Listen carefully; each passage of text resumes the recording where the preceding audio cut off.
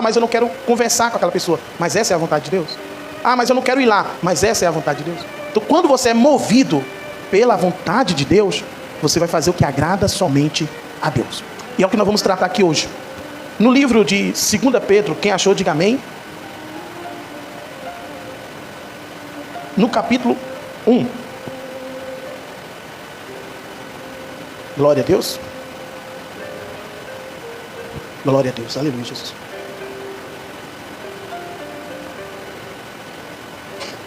No capítulo 1, versículo 16. O subtítulo da mensagem na palavra é a superioridade da palavra de Deus. A palavra de Deus, ela está superior a tudo. Ou há um momento, ou no exato momento. Ela vai se cumprir agora, ou amanhã, mas um dia ela vai se cumprir. Vai ter coisa que na sua vida, por isso que existe conselho pastoral. Por quê?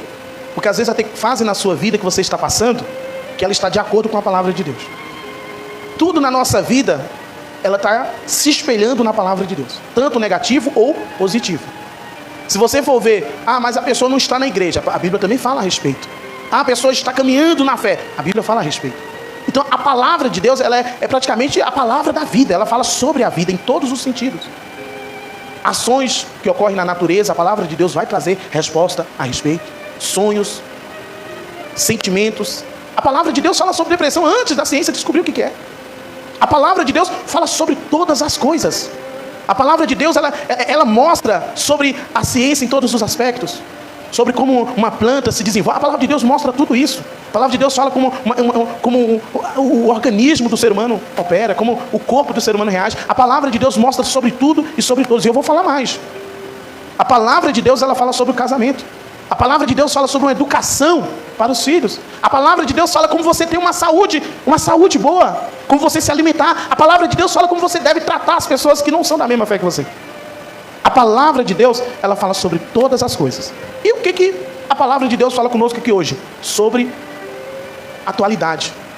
Que hoje nós vivemos num tempo em que tem muitas, eu posso dizer assim, influências. Hoje essa palavra influência, ela está muito alamada, ela está uma coisa assim muito falada. Muitas pessoas influenciando. A questão é, por quem você está deixando ser influenciado? Porque hoje muitas das vezes, antes para uma mãe corrigir um filho, ela chegava e falava, com quem que você estava? Uma mãe corrigia um filho e falava assim, quem que você estava conversando lá no portão? Quem é aquele homem que você estava falando? Hoje em dia já não é mais assim. Hoje em dia você não sabe o que está saindo de uma tela. Você não sabe o que está saindo de um programa. Você não sabe o que está saindo de um filme e uma novela. Enfim, tem pessoas que a vida dela é baseada praticamente em uma novela. Ela age de acordo, e ela ainda usa até a expressão, mas você viu o que aconteceu naquela novela? Então as pessoas, elas estão sendo influenciadas de diversas formas, de diversas maneiras. E a palavra de Deus trata sobre esse assunto. E é por isso que ela não deixa de frisar essa questão aqui. Vamos lá. No capítulo 1 de 2 Pedro, diz assim no versículo 16. Porque não vos demos a conhecer o poder da vinda do nosso Senhor Jesus Cristo, seguindo fábulas engenhosamente inventadas, mas nós mesmos fomos testemunhas oculares da sua majestade. Pois ele recebeu da parte de Deus, Pai, honra e glória. Quando pela glória cessa, lhe foi enviada seguinte voz. Qual é a voz que Jesus ouviu? E as pessoas que estavam com ele? Este é o quê? Este é o meu filho amado em quem me comprazo. Diga glória a Deus. Você sabe que Deus, ele se revela através das Escrituras. Deus se revela através de quê? Palavra. Você não vai conhecer Deus de outra forma a não ser através da palavra. Então, quando nós vamos ler a palavra de Deus fala sobre a glória dele, sobre o poder dele. E os apóstolos, o Espírito Santo, naquele momento, já revelava para os apóstolos a respeito de acontecimentos que iam surgir, de coisas que viriam. E é por isso que nós vamos ler a epístola de 2 Pedro, aqui no capítulo 1, e nós vamos ver ele falando a respeito de nós ficarmos atentos, de nós ficarmos alamados, de nós ficarmos, sabe, ali, como eu posso, vigilantes. Porque ele sabia que em algum momento ia surgir. Surgir quem? Vamos ler o texto. Vamos ler o texto que a gente vai entender. Ora, esta voz vinda do céu, nós a ouvimos, quando estavam com ele no Monte Santo. Temos assim, tanto mais confirmada a palavra profética, e fazes bem em atendê-la. Como a uma candeia que brilha em lugar tenebroso, até o dia que clarei a estrela da alva, e nasce em vosso coração. Sabendo primeiramente isso, que nenhuma profecia da Escritura provém de particular elucidação, porque nunca jamais qualquer profecia foi dada por vontade o quê? Humana. Entretanto, homens, que tipo de homem é esse? Homens o quê? Quando fala homens santos, ele engloba tudo, homens e mulheres. Mulheres santas, homens santos. Mas quem são esses homens santos? São aqueles que estão pendurados no madeiro, apresentados a um público? Não. Quem são os homens santos? O que é o santo? Quem de fato vive nessa santidade? A palavra do Senhor vai dizer o quê? Que os homens santos são aqueles que se separam. Santos são aqueles que vivem separadamente. Então, quando nós fomos chamados, queira nós ou não, mas para viver uma vida separada. E essa é aquela colocação que eu coloquei no início: negar a si mesmo, acumular tesouro no céu. Porque muitas das vezes, se você for olhar para as pessoas, ninguém quer saber de viver uma vida separada. As pessoas não estão nem aí com isso. Mas a questão é, o que você está plantando, um dia você vai colher. Eu não estou nem aí com nada, mas vai ter um dia que você vai se importar, queira ou não. Porque a Bíblia diz que todo joelho vai se dobrar, todo. E toda língua vai confessar que Jesus é o Senhor. Então, versículo 21, porque nunca jamais qualquer profecia foi dada por vontade humana. Entretanto, homens santos falam da parte de quem? Movidos pelo quê? Homens de Deus falam da parte de Deus, movido pelo Espírito Santo. Então nós temos agora uma luz, uma evidência. Quem que vai nos revelar a palavra? Para a gente poder ter uma exegese certa do texto, uma compreensão maior do texto, para que a gente possa falar com profundidade dos assuntos que o texto aborda. O Espírito Santo. Por isso que nós temos que buscar incansavelmente o Espírito Santo. Por isso nós devemos que estar cheios do Espírito Santo. Porque o Espírito Santo ele não vai te deixar ser enganados. O Espírito Santo não vai deixar você ser iludido. Por quê? Porque o inimigo é sujo. E nós vamos falar, eu não tenho muito espaço, mas vou tentar resumir tudo isso aqui. Vamos lá. No capítulo 2 agora de 2 Pedro, o subtítulo é os falsos mestres e seu caráter. Obras justas e castigo. Obras justas e castigo. Assim como no meio do povo surgiram falsos profetas, assim também haverá entre vós falsos mestres, os quais introduzirão dissimuladamente. O que eles vão trazer? Introduzirão o quê? Dissimuladamente. A primeira coisa que eles vão trazer é o quê? Heresias destruidoras, até ao ponto de renegarem o soberano Senhor, que os resgatou, trazendo sobre si a mesma repentina destruição. É perigo quando você está nessa questão de heresia. Hoje tem muitos hereges, que surgiu muitos hereges, pessoas que negam o nome do Senhor, sabe, na cara de pau mesmo. Pessoas que falam que não precisa mais se preocupar com casamento, pessoas que não se preocupam mais com ceias, pessoas que falam que não precisa nem mais se batizar, pessoas que não se importam mais com a honra a Deus, com a fidelidade a Deus, pessoas que não se preocupam mais com a devoção ao Senhor. Nós estamos vivendo uma época que está ficando cada dia mais fria o cristianismo. E você pergunta, mas por que está esfriando? Porque muitas das vezes são só coisas que momentâneas, coisas que não são resolvíveis, coisas que solucionam, coisas que firmam, coisas que traz base, coisa que sustenta.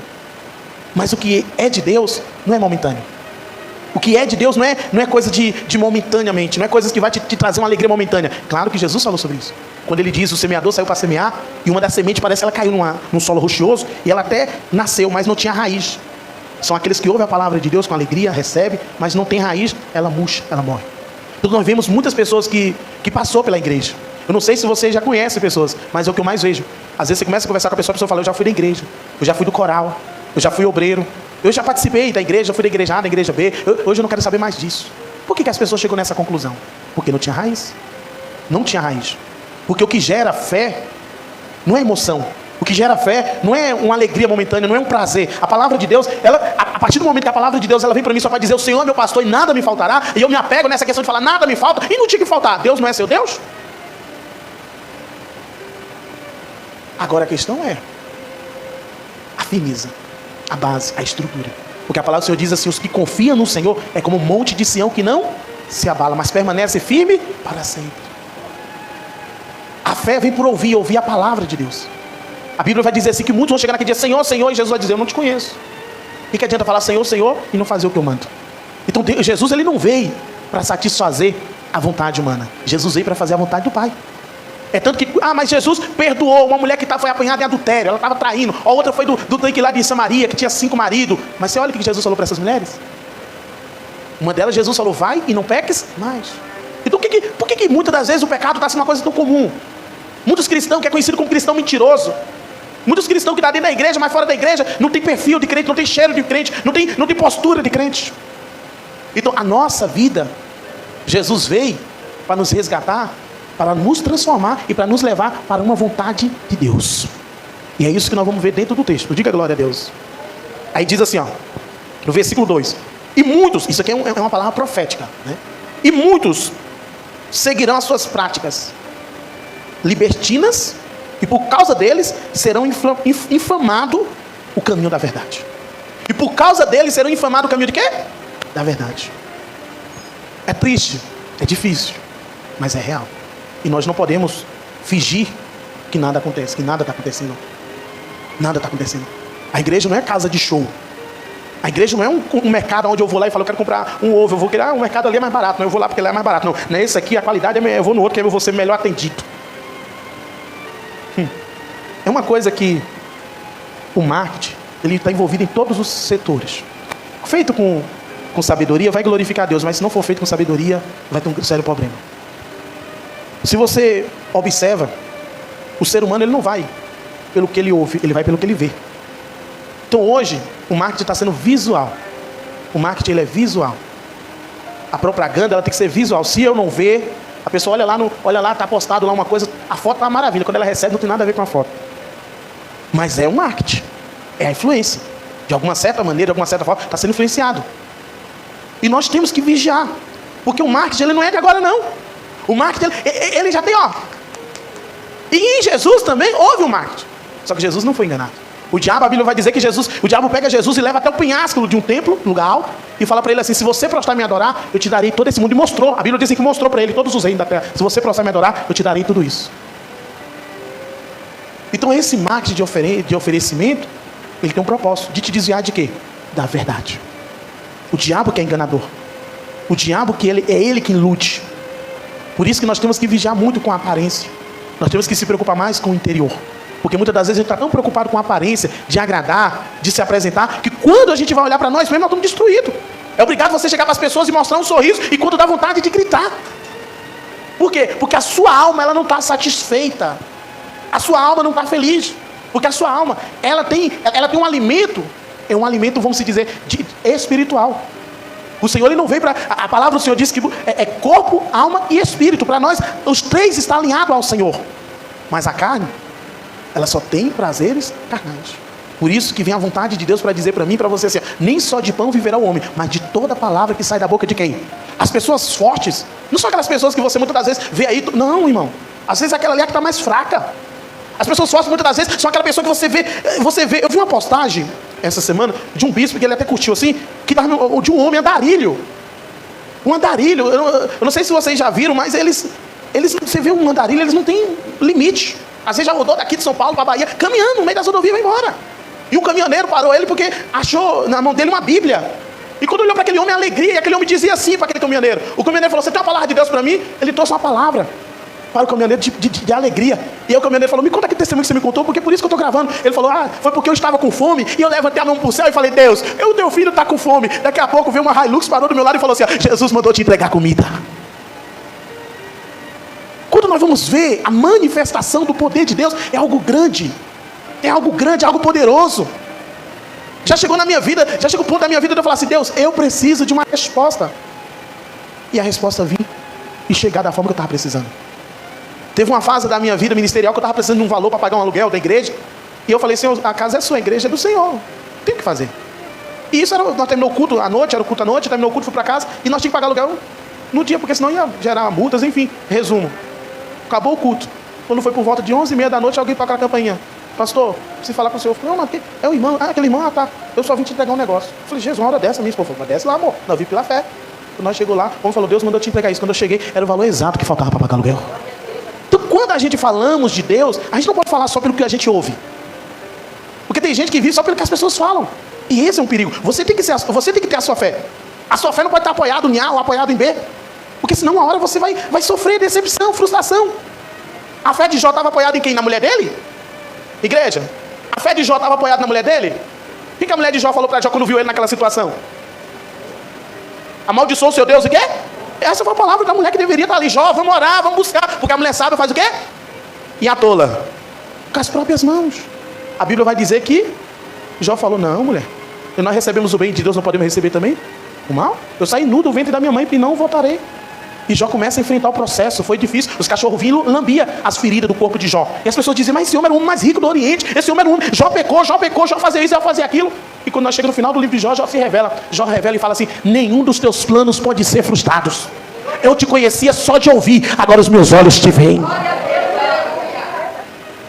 A fé de Daniel não é quando Daniel é levantado como um dos ministros do governo. A fé de Daniel é levantada, sabe quando o quê? Quando Daniel vê Deus livrando ele da cova dos leões. Quando Daniel vê Deus livrando ele dos livramentos. Quando Daniel vê Deus amparando ele. Porque andar com Deus, irmão, é a certeza e a garantia que Ele não falha. Ele não falha. O Senhor é o teu Deus. Mas não é porque Ele é o seu Deus que Ele vai falar assim, meu filho, você é aquele que não me toque. Não vai pegar nenhum gripe, não vai pegar nenhuma febre. Não, meu irmão, se for para descer na fornalha, Ele está dizendo, pode descer que eu vou sapatear contigo dentro da fornalha. Andar com Deus é você saber muitas das vezes que todos os seus amigos vão te abandonar. Maria, quando o anjo falou para ela que ia ficar grávida pelo Espírito Santo, sem ela ser casada, sem ter contato com homem nenhum, só estava noiva de José. A primeira coisa que José fez quando viu que ela estava grávida foi deixar ela. Ela foi uma mulher muito desesperada de ir atrás de José. José, volta, José, vem, José. José não trai você não, José. O que está dizendo, José, tu não é... Foi assim que Maria fez? Não. Não foi assim que Maria fez. A Bíblia diz que Maria ficou em paz. A Bíblia diz que de noite José teve um sonho. Você sabe por quê, irmão? Porque quando você está aqui, Deus está falando com o teu filho. Quando você está aqui, Deus está falando com o seu esposo. Quando você está aqui, Deus está operando lá. Ei, a nossa fé é a fé que rompe as muralhas. É a fé que rompe barreiras. Mas tem que ser uma fé viva. Não essa fé que é levada por fábulas, por desejos humanos. Como está escrito aqui, ó, no versículo 3. Versículo 3 do capítulo 2 de Pedro. Ó, também movido por avareza. E farão comércio de vós. Você já chegou numa conclusão que tem muitas igrejas que parecem mais um comércio? A Bíblia fala sobre isso aí. Ah, pastor, mas aquela igreja é um comércio, vende isso, vende aquilo. Está escrito aqui. O problema do povo é porque não lê a palavra. Eita Jesus. A Bíblia diz, são muitos que serão salvos ou é poucos? Hã? É preocupante saber que é pouco que vai ser salvo, né? Quando existe uma vaga e fala assim, só tem 5 vagas, você vê aquela luta de pessoas querendo ocupar aquelas vagas? Agora imagina você ter consciência de que no céu não vai todo mundo, não vai ser... Vai ser pouco. Que pouco é? Que pouco é? Que quantidade que é? Será que é 100 pessoas? É 200? É 1 milhão? A pergunta é, se Jesus voltar agora, você está salvo? Ou você não se importa com isso? Porque nós sabemos que a cada minuto, a cada segundo, a Bíblia falou, e quando for próximo da vinda do Filho do Homem, haverá rumores de guerra. Nós já vimos aí até o Trump querendo fazer isso, Ucrânia, até o Brasil. Agora a pergunta é, filho matarão pai, pai matarão os filhos, a fome, peste, pandemias. A última pandemia, meu Deus, foi terrível, a Covid-19. Você quer que Jesus cumpra mais o que para você saber que está chegando o fim? Só que a questão é, essa vida aqui ela tem um prazo. Essa vida aqui tem um prazo de validade. Assim como um produto do mercado tem um prazo, ó, essa bolacha aqui vai vencer dia tal, essa vida também tem um prazo. Agora a vida que Deus está nos prometendo é uma vida eterna. E aí você vai chegar na conclusão de dizer, o que eu quero? Uma vida momentânea? Curtir aos prazeres, porque esse mundo é cheio de ilusão. Não é nem prazer, porque a pessoa dizer que um cigarro traz alívio, aquela fumaça, aquela coisa que... Meu Deus do céu. A droga, o álcool, coisas que destuparam a mente das pessoas, o mal fica como bom, o ruim fica como o gostoso. E nós temos que vigiar, por quê? Porque é isso que o diabo vem. O diabo ele quer que nós vivemos uma vida segundo os preceitos dele e não os preceitos de Deus. As pessoas olham para casa e falam assim, não é comum casamento ter briga. Não, esse negócio de separar, hoje, mas separar virou uma coisa normal. Casa, se não der certo, já tem pessoas que orientam assim, casa, se não der certo, separa. E aí Jesus vem e fala, que aquele que casar, não separe. O que Deus uniu, não separe o homem. Então nós temos que ser baseados pelo que o texto está dizendo. Porque olha o que está escrito aqui, ó. Versículo 3, também movidos por avareza, farão comércio de vós com palavras fictícias. Olha que coisa sem sentido, irmão. Palavras fictícias. Irmão, ilustração, irmão.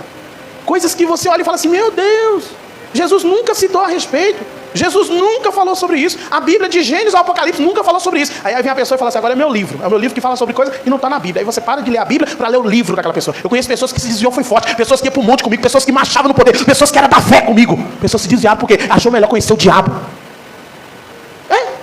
A Leidiane sabe disso aí, né, Lê? Chegou uma época que falou assim, não, você tem que conhecer seu inimigo. Já que você vai lutar contra ele, você tem que conhecer seu inimigo. Um dos nossos amigos falou, eu vou pegar livros e vou ler livro conhecendo o inimigo. Conhecer tanto inimigo que nunca mais foi para a igreja.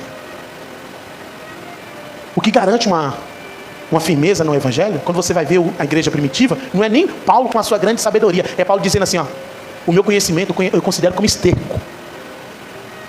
Eu não conheço nada. Em Cristo, eu sou uma nova criatura. É Paulo dizendo assim, eu não sei nada, mas Cristo que está em mim. Dizendo assim, eu vivo um novo homem, eu vivo uma nova visão, um novo propósito. O que Paulo ensina? Uma coisa eu faço, me esquecendo das coisas que para trás fico e prossigo para o alvo. E quem é que ele diz que é o alvo? Cristo Jesus. Então, quando uma igreja fala, eu estou forte. Quando a igreja fala, eu estou na fé. Quando o povo diz, eu estou na fé, é alguém que está dizendo assim, caia chuva ou caia sol, mas a palavra de Deus vai permanecer. É alguém que é afirmado na palavra. É alguém que é baseado na palavra. É alguém que é formado na palavra. Aí ele continua dizendo no versículo 3. Olha o que está dizendo após o fictícias. Para eles, o juízo lavrado a longo tempo, não o quê? Não dado. E a sua destruição o quê?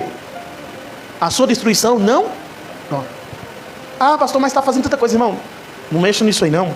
Não se meta nisso não. Só não participe. Só não participe. Mas se você puder resgatar, resgate. Porque a Bíblia está dizendo que a destruição não tarda. O juízo para eles não tarda. O juízo está perto. Está chegando o momento, está chegando a hora. Está chegando o dia. E eu e você, num momento como esse, a gente deve fazer o quê? A gente deve orar. A gente deve falar, Deus, abre os olhos, Senhor, tira as escamas dos olhos, Senhor. Não deixa o espírito de engano habitar na minha casa, não, na minha família, não, Pai.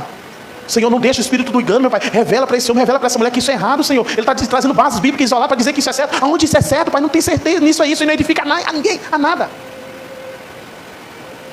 Aí, continuando, no versículo 4, ele traz o resultado dessa vida. Versículo 4. Ora, olha o que diz. Ora, se Deus não poupou os anjos quando pecaram, antes, precipitando no inferno, e os entregou ao abismo de trevas, reservando para o juízo, e não poupou o mundo antigo, mas preservou a Noé, pregador da justiça, e mais 7 pessoas, quando fez vir o dilúvio sobre o mundo de ímpios, e reduzindo a cinzas a cidade de Sodoma e Gomorra, ordenou a ruína completa, tendo-as posto como exemplo, quando vinham a viver impiamente, e livrou o justo Ló, afligido pelo procedimento libertino daqueles insubordinados. Ei, sabe o que é uma pessoa insubordinada? Uma pessoa que não tem limite. É uma pessoa que não tem lei, uma pessoa que não tem domínio. É uma pessoa que acha que deve fazer da vida o que ela bem entender. Uma pessoa insubordinada. Ela não tem, sabe, ali uma lei, ela não tem algo que rege ela. E nós não fomos feitos para viver libertinos. Viver conforme os nossos prazeres, as nossas vontades, não. A gente fomos feitos para viver segundo a vontade de Deus. Por isso que Jesus vem. Jesus veio para dar um fim nesses libertinos. Porque veio profeta, não resolveu. Veio sacerdote, não resolveu. Aí Jesus chega numa conclusão e fala, Pai, dá mais uma chance para eles, eu vou. Pai, eu desço até lá. Eu vou ensinar para eles. Agora eles vão entender. E ele fala, eu vou invocar o Pai. Olha o que ele fala, eu vou pedir para o Pai. Eu vou clamar o Pai. Para quê? Porque se Jesus, você vai pedir o Pai o quê? Eu vou pedir para ele para que ele vos envie o Espírito Santo. Eu vou pedir para ele para que ele envie o Espírito Santo. Se não fosse o Espírito Santo de Deus na nossa vida, meu irmão, nós não estaríamos aqui não. Não estaria aqui. Sabe por quê? Porque a Bíblia diz que quem convence o mundo do pecado é quem? É o Espírito Santo. Pode ter o pregador mais eficaz em suas palavras, mais bonito nas suas eloquentes pregações, pode ter tudo isso. Mas se não tiver o Espírito Santo para confirmar a palavra, não vai adiantar nada. Não vai adiantar nada. Aí nós chegamos nessa seguinte conclusão. Olha só. No versículo 9 agora. Pula aí os versículos e vai para o 9. Porque o Senhor sabe livrar da provação os piedosos e reservar sob castigo os injustos para o dia de juízo. Jesus, ele falou sobre isso. Ele falou isso naquela parábola do joio e do trigo. O joio, eu estava falando sobre isso com um irmão do trabalho. O joio, ele não dobra, você sabia disso? O trigo já se dobra. O joio, ele fica duro. O trigo não. O trigo ele já se dobra. O joio, ele não aceita o erro, ele não reconhece o erro. O joio, ele não quer sair. O joio é aquela pessoa que acha que está certo. O joio é difícil de lidar. Só que o joio, ele parece trigo. Só que ele não é trigo. A Bíblia diz que o joio, ele só vai ser arrancado no dia final. E aí vai cortar o trigo juntamente com o joio. Só que aí, o que vai acontecer? O trigo vai para o celeiro e o joio vai ser queimado. Então não tem essa de dizer assim, eu não sabia, eu não conhecia, Senhor, eu não tinha noção dessas coisas. A Bíblia diz que muitos vão chegar naquele dia, Senhor, Jesus vai dizer, eu não te conheço, os que praticam a iniquidade. Então não vai ter pessoas que vai estar preocupadas com esse lado da sua vida, porque isso não é para agora. Para agora você pode viver a vida que você quiser, para agora você pode fazer o que você quiser, para agora não. Mas no dia do juízo, nós vamos ser julgados segundo as nossas obras. Segundo as nossas obras. E aí vem Pedro dando ênfase à questão mais ainda, dizendo assim, no versículo 12. Esses, todavia, como brutos, irracionais, naturalmente feitos para presa e destruição, falando mal daquilo que são ignorantes, na sua destruição também hão de ser destruídos, recebendo injustiça por salário da injustiça, que pratica, considerando com prazer a sua luxúria carnal. Considerando com prazer a sua luxúria o quê? Carnal. Minha vida, o que importa é meu iate, é o homem da lancha. É o cabeça branca. O que me importa é os prazeres. O que me importa é o melhor restaurante, é o melhor terno, é a melhor roupa. O que me importa é meu cartão black. Oh, Jesus, tem misericórdia. A luxúria Jesus. O dinheiro é a raiz de quê? Mas quando ele fala isso, não é que o dinheiro em si é ruim, não. É quando você, a raiz, é quando você se apega. Tem gente que mata, tem gente que mata. Você já viu o caso que a mulher quer descobrir o seguro de vida do marido? Hoje. Senhor, tem misericórdia. Mas não é verdade, pessoal? Quantos casos? Às vezes o filho nunca procurou a mãe, mas no dia que a mãe está perto de bater a porta, vai querer saber quantos terrenos tem, quantas casas tem. A luxúria, o dinheiro, os apegos. Deus não se agrada disso. Materialismo. Então nós temos, irmãos, eu estou falando de uma coisa aqui que talvez você não vá ouvir. Está ficando difícil ver esse tipo de pregação. Essas pregações estão ficando difíceis. Vai ter uma hora que você não vai ouvir mais essas pregações. Mas é essas pregações que eu estou trazendo a palavra de Deus no Novo Testamento, na carta doutrinária do apóstolo Paulo à igreja. Os cultos que são importantes, muitas das vezes é o culto de bênção, é o culto de vitória financeira, é culto de conquista. Os crentes estão envolvidos, só Deus a tal ponto nessa questão. E aí quando você olha, não tem coragem de dar comida para quem está com fome. E Deus fala, para mim amar o próximo como? A mim mesmo. Deus está olhando a minha atitude, Deus está vendo o meu amor, Deus está vendo o que eu posso oferecer. Jesus está preocupado com o que eu posso oferecer. Ser um cristão é alguém que se coloca na posição. É alguém que se coloca na brecha. Jesus, ele veio para quê? Para andar de... Não, Jesus nem no cavalo andou. Me mostra na Bíblia. Porque qual é mais importante? Andar no jumento ou no cavalo? Jesus, ele andou no jumentinho. Sendo o dono de tudo, ele fala que ele é o dono do ouro e da prata. Teve uma vez que as pessoas chegou e falou para Pedro, o senhor não paga imposto não? Jesus falou, Pedro, pega um anzol, vai lá no mar e pega o peixe. No primeiro peixe você vai tirar uma moeda para mim e para você e paga esse povo para calar a boca. Pedro foi um homem que aprendeu nessa trajetória com Cristo. Imagina Pedro ir lá, pegando o anzol, pegar o peixe e falar, será que vai ter alguma coisa desse peixe? Vai ter tripa aí. Quando o peixe abre, tá as moedas lá. Então nós que vivemos pela fé, a gente sabe que o nosso Senhor tem poder para fazer a nossa rede cheia de peixe. Poder para multiplicar o nosso pão. O Senhor tem poder para prover na nossa vida. Mas quando Deus provê na nossa vida, quando Deus nos dá a graça, irmão, não é para viver com avareza não. Se a gente pode fazer o bem e a gente não faz, a Bíblia diz que é pecado. Quem está entendendo? Agora, em nome de Jesus, irmãos, presta bem atenção que o negócio vai ficando mais estreito. Já estou terminando já, mais 10 minutinhos. Ele fala assim, a luxúria carnal, em pleno dia, quais nodas e deformidades, eles regalam nas suas próprias mistificações, enquanto banqueteiam junto convosco, tendo os olhos cheios de adultério, insacíveis no pecado. Olha só, insacíveis no pecado, engordando a alma, inconstantes, tendo o coração exercitado na avareza, filhos malditos, abandonaram o reto caminho e se extraviaram, seguindo pelo caminho de quem? De Balaão, filho de Bel, que amou o prêmio da injustiça, recebeu porém o castigo da sua transgressão, a saber, um mudo animal de carga, falando com voz humana, refreou a insensatez do profeta. Estes são quem? Esses tais são como quê? Como fonte. Mas é uma fonte que é a igreja. Esses tais são como fonte. Eita Jesus, o que adianta você ter uma caixa de água em cima da sua casa e no dia que não vem água da rua você abrir e falar, vou usar a água da caixa? Acabou. Não tem sentido nenhum. O que adianta você estar num local, um sede? Você vai na fonte para beber água, abre a torneira, não tem água. É uma fonte sem água. É uma fonte sem água. Esses aí são que se extraviaram do caminho. Esses aí são fonte sem água. São pessoas que quando você vai ver, irmão, não tem vida. Não tem vida. Mas são mestres. O texto que nós estamos falando aqui são os falsos mestres e seu caráter. A Bíblia não manda você seguir qualquer um. A Bíblia diz assim: conhecei o vosso pastor. A Bíblia manda você conhecer o pastor. A Bíblia diz que o pastor ele conhece a ovelha e a ovelha conhece o seu pastor. Tem que haver uma ligação. Tem que haver um conhecimento. Porque assim existe a proteção, assim existe uma cobertura, assim existe a graça de Deus. Mas esses que induzem, esses que vivem com suas luxúrias, esses que não estão nem aí com a sua alma, esses daí, meu irmão, eles só têm um objetivo, que é só se engordar nos seus prazeres, e não estão nem aí com o pecado, com nada disso. Esses daí não. Aí o texto, para nós chegar ao término dele, diz assim, ó. Já estou terminando já. Como fonte sem água, como neve impelidas por temporal, para eles está reservado a negridão das trevas. Porquanto, preferindo a palavra jactanciosa da vaidade, engordam com paixões carnais por suas libertinagens, aqueles que estavam prestes a fugir dos que andam no erro, prometendo-lhe o quê? Liberdade, quando eles mesmos são escravos de quê? Da corrupção. Cuidado, cuidado. Pois aqueles que é vencido, ou melhor, aquele que é vencido, fica escravo de quem? A pessoa diz que você vai ser liberto, mas ele não consegue largar o cigarro, a bebida, a prostituição, o adultério. Não consegue. Então quando você é vencido por algo que você não consegue largar, você se torna escravo daquilo. Tem muita gente que não consegue largar a cachaça, ela é escrava da cachaça, ela trabalha em prol da cachaça. Tem gente que pega o dinheiro, ganha o dinheiro bom e gasta tudo nas drogas, na prostituição. São escravos, mas dominados. A Bíblia diz o quê? E Jesus veio para que você seja livre. E se o Filho vos libertar, verdadeiramente sereis libertos. Deus não vai deixar você ser escravo de nada, meu irmão. Hoje eu estou declarando sobre a tua vida libertação.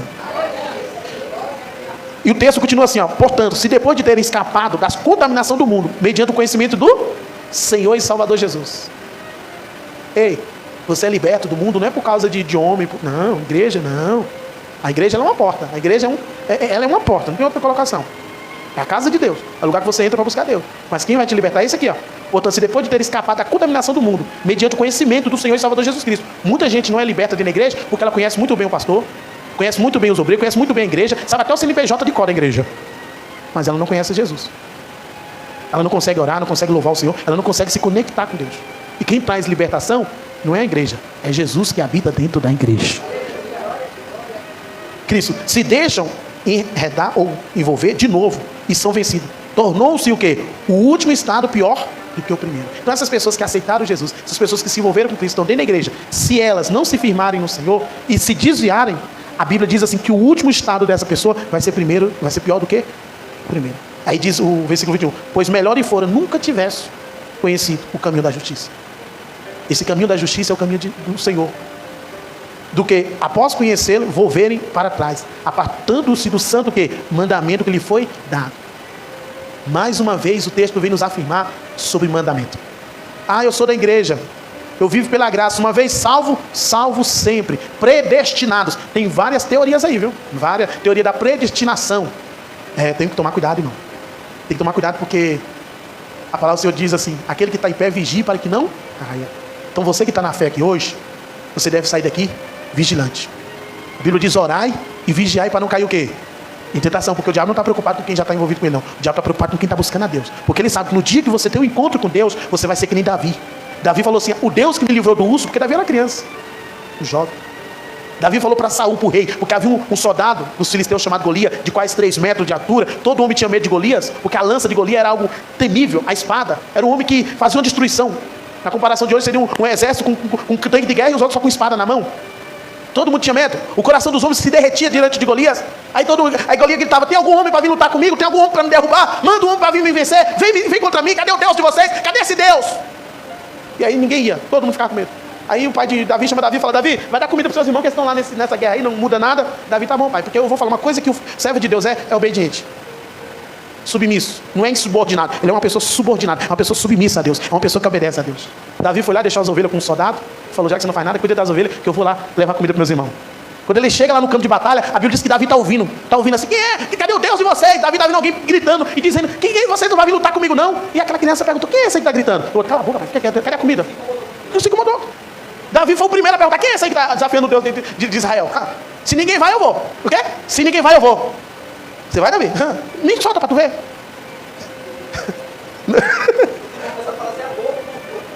Fui. Mas profeta, imagina, então aprontar um homem de 2 metros de altura lá, e nós aqui tudo com medo, e sai uma criança lá da escolinha e diz: vai deixar, vai, que eu vou. Eu falo: o quê? Fica quieto aí.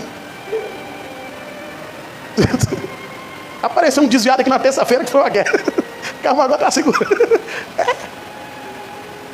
A Bíblia diz que Davi falou: eu vou. Então tá, já que você quer ir, tá insistindo, vai lá falar com o rei. O rei não vai deixar você ir. Vai lá falar com o rei. Logo Saúl, eu conheço Saúl, ele não vai deixar. E ainda mais que desse uns demônios nele só. O rei falou: já matar uma criança, ninguém vai sentir falta não. Vai lá, pode ir lutar. Leva minha espada, leva meu... Não, rei, não. Quando botou, não aguentou o peso da armadura de Saúl. Você vai lutar com o quê, Davi? Eu vou com essas pedras. Eu sempre lutei com esse negócio aqui, ó. E assim como Deus me livrou do urso, me livrou do leão, Deus vai me livrar desse gigante. E todo mundo sabe o resultado final, que ele venceu.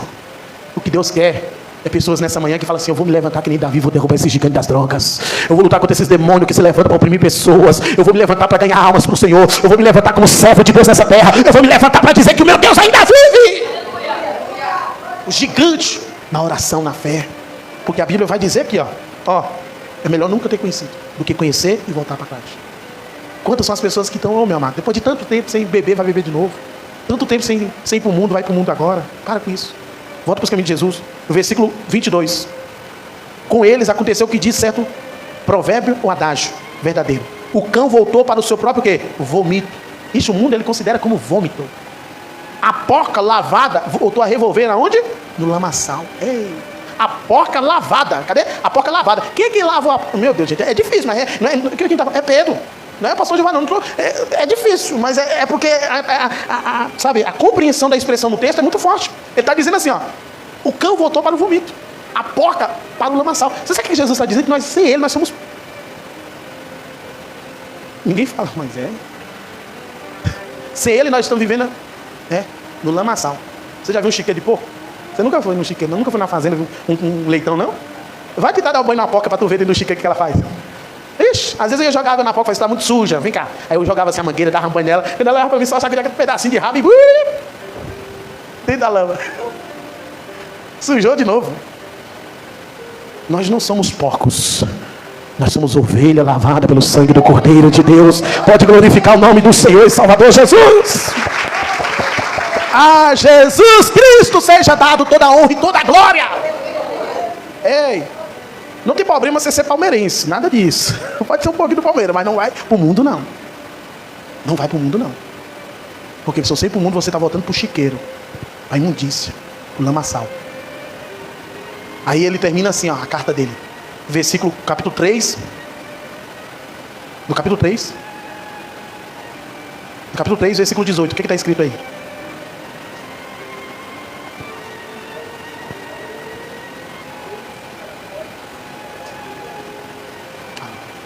Antes crescei na graça, me quer?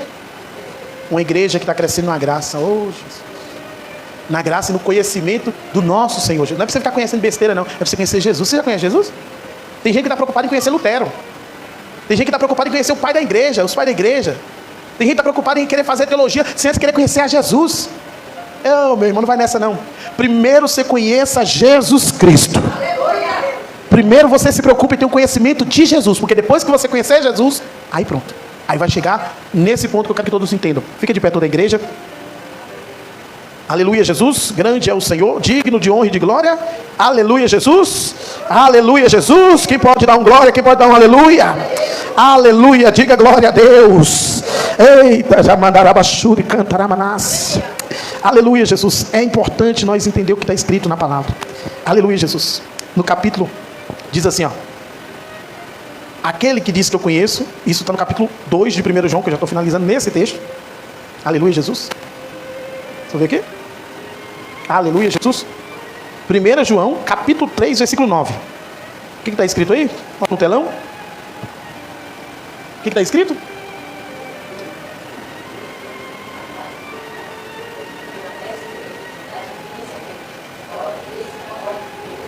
Porque é nascido de quem? O que permanece nele é divino o quê? Quem recebeu um punhado dessa semente aqui hoje? O problema da semente é se ela cair no lugar errado. Mas se a semente cair na terra certa, no lugar certo, ela vai produzir. E você vai dar muito fruto para a glória de Deus. Por isso que permanece nele a divina semente. A pessoa que diz, eu conheço a Deus. A pessoa que diz, eu sou nascido de Deus, mas ainda vive na prática do pecado. Me desculpa, você nunca conheceu a Deus. Você nunca conhece a Deus. Porque quem conhece a Deus não tem condição de... meu irmão, faz igual José. Foge. Foge da aparência do mal. Foge. Fuja. Desliga. Pastor, eu quero... Não, busca socorro, busca. Se arrepende, confessa seu pecado. Se arrepende. Por quê? Porque olha que no capítulo 2... Olha o que está escrito, capítulo 2, Maurício, versículo 1. Filhinho meu, essas coisas eu vos escrevo para que não peques. Se todavia alguém pecar, temos um advogado junto ao Pai, Jesus Cristo, o justo. Ele é a propiciação pelos nossos pecados, e não somente pelo nosso próprio, mas ainda pelo do mundo inteiro. Ora, sabemos que temos conhecido, e por isso, se guardamos os seus mandamentos. Aquele que diz, eu conheço, e não guarda seu mandamento, essa pessoa é o quê? E nele não há, ou não está, a verdade. Então, pastor, eu pequei. Então Jesus tem poder para te purificar. Mas uma coisa que Jesus não quer é que você fique que nem a porca, lavando e pulando no chiqueiro, lavando e pulando no chiqueiro. Pecou, se arrependa, confessa seu pecado, busca ajuda, pastor me ajuda, missionário me ajuda. Eu preciso largar esse pecado porque eu quero mudar, isso está destruindo a minha vida. E você vai ver que o Espírito Santo vai vir te dar força e vai te revestir da armadura de Deus. Quem entendeu pode glorificar o nome de Jesus bem forte.